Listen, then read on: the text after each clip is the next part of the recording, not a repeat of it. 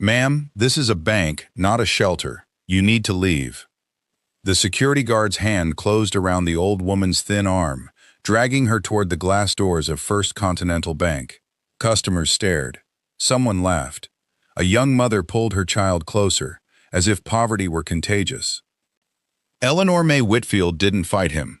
78 years old, wrapped in a threadbare coat, her silver hair tucked beneath a faded scarf. She'd expected this reaction. She always did, every time she tested a new branch. "I have an account here," she said calmly, her voice steady, despite the guard's grip tightening. "Account number 4471-8823. I'd like to speak with a manager about a withdrawal." "Sure you do." The guard, a broad man named Dale Briggs, smirked at his colleague behind the teller counter. "And I'm sure it's for $1 million. 80 million, actually." The words landed like a dropped glass, shattering the guard's amusement into stunned silence. Behind the counter, a young teller named Camille Torres had frozen mid-transaction, staring at the woman with sudden, sharp attention. "Ma'am," Camille called out, "what did you say your account number was?" Dale's grip loosened, uncertainty creeping into his expression. "Camille, she's clearly 4471-8823, Eleanor repeated, meeting the young teller's eyes without flinching. "The account has been dormant for 11 years. I'd like to reactivate it, today." Camille's fingers flew across her keyboard. Her face went pale. She looked up at Eleanor, then at her manager's office, then back at the woman everyone had just tried to throw into the street. "Mr. Sterling," she called out, voice shaking. "You need to come see this, right now." Richard Sterling, the branch manager, emerged from his office, already annoyed at the interruption, until he saw the balance on Camille's screen. His coffee cup slipped from his fingers, shattering on the marble floor. "That account has been flagged for 11 years, he whispered, staring at Eleanor like she'd materialized from thin air. Frozen, untouched. "We were told the account holder was presumed dead," Eleanor finished for him. "I know. I filed the paperwork myself, Mr. Sterling. Through a lawyer who owed me a favor and asked no questions." "Why would you fake your own?" "Because 11 years ago, someone tried to kill me for this money," Eleanor said, her voice dropping, the calm cracking just slightly to reveal something harder underneath. "And I needed them to believe they'd succeeded." The bank lobby had gone utterly silent. Dale Briggs stood frozen near the door, his earlier cruelty curdling into horror. Customers who'd laughed moments ago now stared in disbelieving silence. "I need to see identification," Sterling said, though his hands were shaking as he said it. "Proper identification, ma'am. This is an extraordinary claim." Eleanor reached into her worn coat and produced a small leather wallet, cracked with age. Inside, a driver's license, a passport, and a folded document bearing an official seal. "Power of attorney, revoked as of this morning," she said, sliding the papers across the counter. "And my identification, which you'll find matches the account holder exactly. I am Eleanor May Whitfield, founder of Whitfield Textile Holdings, and I would like my money back." Sterling's eyes scanned the documents twice, 3 times, his professional composure entirely abandoned. "Ma'am, I need to make some calls. Please, come to my office. And someone get this woman coffee, real coffee, not the break room sludge." In Sterling's office, Eleanor finally allowed herself to sit, exhaustion showing through the careful mask she'd worn into the bank. Camille had been invited in too, sharp instincts having already impressed Sterling enough to include her. 11 years ago, I was the sole owner of Whitfield Textiles," Eleanor began, her voice steady now that she'd crossed the threshold she'd feared for over a decade. "My nephew, Terrence, managed daily operations. I trusted him completely. My mistake." "What happened?" Camille asked softly. "I discovered he'd been siphoning funds through shell companies for 3 years, nearly $200 million, preparing to blame the losses on market downturns before disappearing entirely." Eleanor's hands, folded in her lap, tightened almost imperceptibly. When I confronted him privately, he didn't deny it. He simply smiled and told me accidents happen to old women who ask too many questions. Sterling's face had drained of color. "You're saying your own nephew threatened your life." He tried to make good on that threat 3 days later. Cut brake lines. "I survived only because I'd taken a different car that morning. Pure chance." Eleanor's eyes were distant now, reliving the memory. I realized immediately that fighting him publicly meant risking my life again, possibly succeeding the second time. So I did the only thing that guaranteed my survival. "You disappeared," Camille whispered. "I liquidated what I could without alerting him, moved the majority into this dormant account, staged my own death through a car accident, with a body double arranged through connections from my late husband's intelligence background, and vanished into homelessness, the one identity no one bothers investigating." For 11 years, Sterling's voice cracked with disbelief. For 11 years, I watched my nephew steal my company, my reputation, my legacy, waiting patiently until he believed himself completely safe. Today, that ends. While Sterling verified Eleanor's documentation through emergency channels, Camille pulled up public records on her tablet, revealing what Terrence Whitfield had built atop his aunt's presumed grave. "He's expanded Whitfield Textiles into Whitfield Global Enterprises," Camille reported, scrolling through headlines. "Manufacturing, real estate, even a hedge fund." Forbes estimated his personal worth at $300 million last year. "Built entirely on stolen foundations," Eleanor said quietly, "and likely still stealing. If I know Terrence's patterns." Sterling re-entered, his expression grave. "I've confirmed everything through corporate legal and our fraud investigation unit. Mrs. Whitfield, your identity and account ownership are legitimate beyond question. But I need to inform you, reactivating this account and reclaiming your company will trigger immediate, significant consequences. I'm counting on it. Your nephew has powerful connections now. Board members, politicians, other business elites who've profited from partnerships with Whitfield Global. The moment this becomes public, you should expect resistance, possibly dangerous resistance." "Mr. Sterling, I've spent 11 years learning patience while planning exactly this moment," Eleanor replied, steel entering her voice for the first time. "I have documentation, recordings, financial records proving fraud extending back 15 years. Evidence I've been quietly gathering through private investigators, paid in cash, operating entirely off Terrence's radar." "You've been building a case this entire time?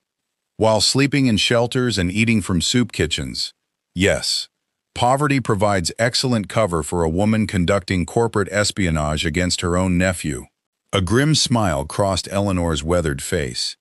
He never once suspected the homeless woman occasionally seen near his office building was the aunt he'd tried to murder. Camille leaned forward, eyes bright with fierce determination. "What do you need from us?" "I need this account reactivated immediately, and I need you both to help me schedule an emergency board meeting at Whitfield Global, today, before Terrence has any warning." Whitfield Global's headquarters rose 40 stories above downtown, glass and steel monument to Terrence's stolen success. Eleanor, still wearing her worn coat but now flanked by Sterling and 2 bank security personnel serving as witnesses, walked through the pristine lobby with quiet, devastating purpose. "You can't just walk in here," the receptionist protested, though her words faltered, seeing Eleanor's steady, unshakable confidence. "I own 41% of this company's original shares, transferred through legitimate documentation I never actually relinquished," Eleanor replied calmly. "I'm here for the emergency board meeting Mr. Sterling scheduled 20 minutes ago, citing significant fraud allegations, requiring immediate attention."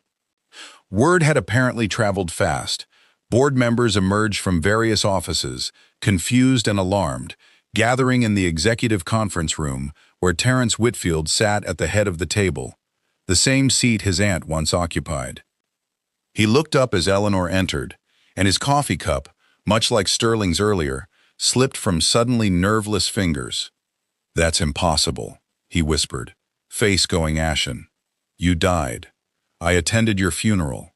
You attended a funeral, certainly, Eleanor replied, taking the empty chair directly across from him. Though perhaps you should have verified the body more carefully before celebrating your inheritance. Board members exchanged confused, alarmed glances. Someone please explain what's happening, demanded the eldest board member, Harold Chen. I'm explaining precisely what's happening, Eleanor said, opening a worn leather folder and beginning to distribute copies to stunned board members. This is evidence of 15 years of systematic fraud, embezzlement, and attempted murder, committed by Terrence Whitfield against Whitfield Textiles founder and rightful majority owner, myself. Terrence's composure shattered as board members flipped through Eleanor's meticulously gathered documentation, bank transfers to shell companies, recorded conversations from private investigators, financial records proving systematic theft spanning over a decade. This is fabricated, Terrence sputtered, though his voice carried none of its usual authority. Some elaborate scheme by a woman clearly suffering from dementia or delusion. The brake lines were cut with precision tools traced to a mechanic your assistant paid in cash 3 days before my accident. Eleanor interrupted calmly, sliding another document forward. I have his sworn testimony, recorded after significant financial incentive to finally reveal truth he'd carried as guilty secret for 11 years. Board member Harold Chen's hands shook as he examined the evidence. These wire transfers, they match irregularities our auditors flagged repeatedly, though you always provided satisfactory explanations.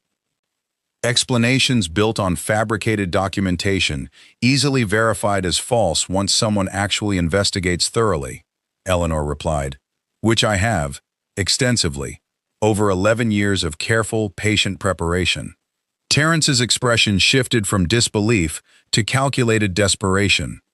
Even if these allegations held merit, the statute of limitations doesn't apply to attempted murder, Terrence, Eleanor said, her voice carrying quiet, devastating finality.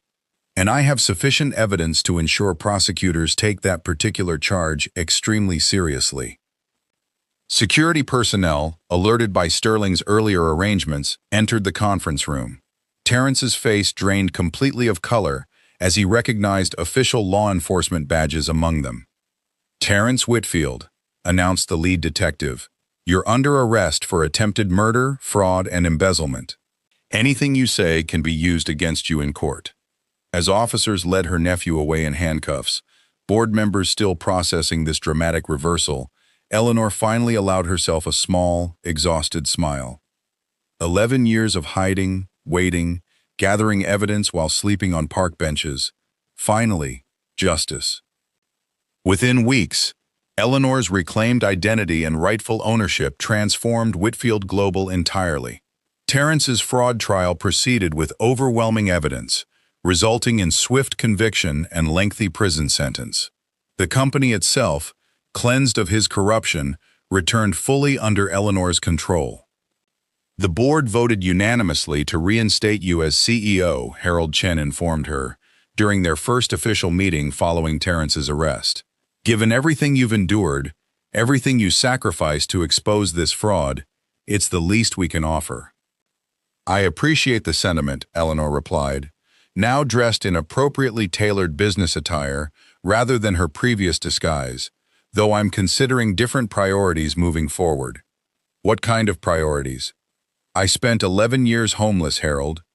I witnessed genuine suffering, genuine systemic failures in how we treat vulnerable populations.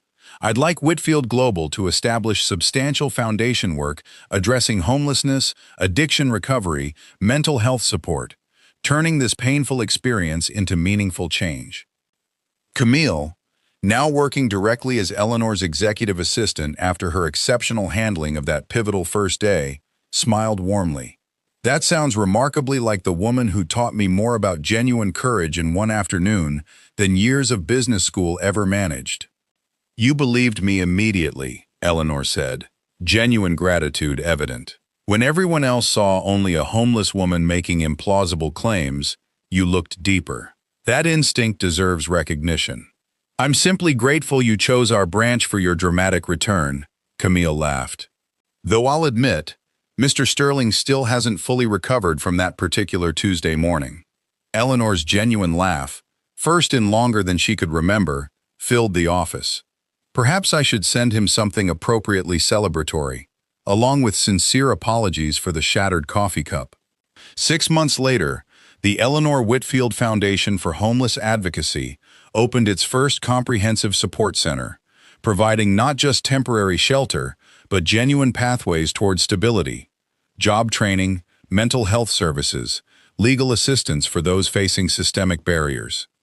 I understand your journey personally, Eleanor told the center's first residents during opening ceremonies, her own experience lending authentic weight to promises of genuine support rather than superficial charity. Not from privileged distance, but from actual experience, sleeping on benches, eating from shelters, being dismissed and disrespected by people who saw only surface circumstances rather than genuine humanity beneath. Dale Briggs, the security guard who'd once dragged her toward the door, attended the opening, having reached out personally weeks earlier, genuine remorse driving him to volunteer extensively at the foundation. I think about that day constantly, he admitted to Eleanor during a quiet moment. How easily I dismissed you, how casually cruel I was without truly seeing you as a person deserving basic respect. You've more than made amends through your dedicated volunteer work here, Eleanor replied kindly. Everyone deserves grace when they demonstrate genuine growth and accountability. Still, I'm sorry, truly. Apology accepted, Dale, though perhaps use that guilt productively. Help ensure future security personnel receive proper training regarding compassionate treatment of all customers, regardless of appearance. As the foundation expanded over subsequent months, Eleanor discovered genuine purpose beyond simple corporate reclamation, using her painful 11-year journey to create meaningful systemic change, ensuring others facing similar circumstances receive genuine support rather than casual dismissal. You've built something remarkable, Camille observed, watching residents engage with job training programs, genuine hope replacing previous despair, transforming personal tragedy into widespread positive impact. That's always been the goal, Eleanor replied. Not simply reclaiming what was stolen, but ensuring genuine positive change emerges from unnecessary suffering. 1 year after walking into First Continental Bank as a presumed homeless woman, Eleanor Whitfield stood before that same branch, now renamed in partnership with her foundation, offering specialized financial services and support for individuals experiencing homelessness. Remarkable transformation, Sterling observed, standing beside her during the renaming ceremony. From that Tuesday morning chaos to this meaningful partnership. I couldn't have orchestrated proper justice without your quick thinking, Mr. Sterling. Or Camille's remarkable instincts, recognizing genuine truth beneath surface appearances. Camille, now serving as the Foundation's operations director, smiled warmly. We simply chose to look deeper rather than accepting surface judgment. Something I hope more people learn to practice. Terrence, serving his lengthy prison sentence, had written multiple letters seeking forgiveness or reduced consequences, all left unanswered. Some betrayals, Eleanor had decided, required consequences rather than premature reconciliation, however uncomfortable that truth remained. Any regrets? Sterling asked as they watched Foundation representatives assist newly arriving clients, genuine hope visible where despair once dominated. Only that it required 11 years of suffering, both mine and countless others I witnessed during that difficult period, before meaningful change emerged, Eleanor reflected, though perhaps that painful journey ultimately created more authentic, effective advocacy than comfortable privilege ever could have accomplished. As the ceremony concluded, Eleanor walked through the transformed bank lobby, the same space where security once dragged her toward exit doors, now filled with dignity and genuine support for vulnerable populations. $80 million, she murmured, remembering that pivotal declaration. Though I've discovered the most valuable currency isn't measured through simple dollar amounts, but through genuine positive change created from painful experience. She'd walked into that bank appearing homeless, dismissed and disrespected by those who judged only surface circumstances. She walked out, eventually, having reclaimed not just financial fortune, but genuine purpose, transforming personal tragedy into meaningful advocacy, ensuring others received the dignity and support she'd once been denied. Justice, ultimately, meant more than simple financial reclamation. It meant creating lasting positive change from unnecessary suffering, ensuring her painful journey served purpose beyond simple personal vindication. The moral lesson of this story is, never judge someone's worth or capability based on surface appearance or circumstance.